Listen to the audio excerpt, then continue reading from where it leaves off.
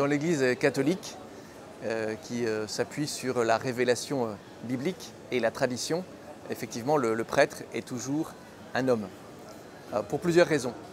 La première, c'est tout simplement, il y a le choix de Jésus-Christ, effectivement, qui a choisi des apôtres, 12 apôtres, sur lesquels il s'est appuyé. On dit que l'Église, elle est apostolique, la foi de l'Église, elle repose sur la foi des apôtres.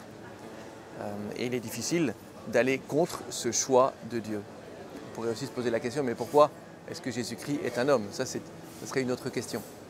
Ensuite, le prêtre, tout simplement, le prêtre, il est configuré au Christ, époux de l'Église, tête de l'Église.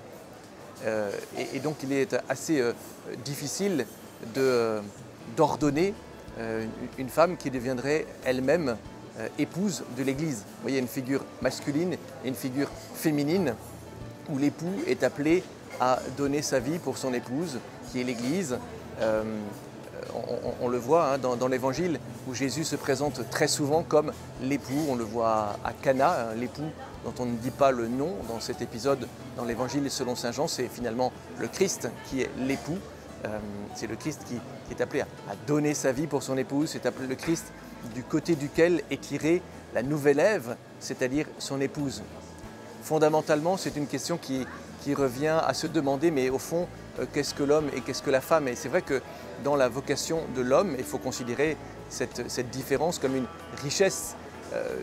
La question ne se pose pas dans la révélation pour savoir si ou non être prêtre, c'est une prérogative qui ne serait réservée qu'à des hommes. Non, c'est une question de vocation, d'appel, mais qui s'enracine dans une anthropologie. Or, il y a effectivement une dimension sacerdotale dans la vocation de l'homme.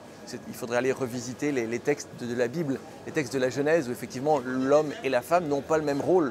Ils sont complémentaires. On ne peut pas dire qu'ils sont concurrents, mais ils sont véritablement complémentaires.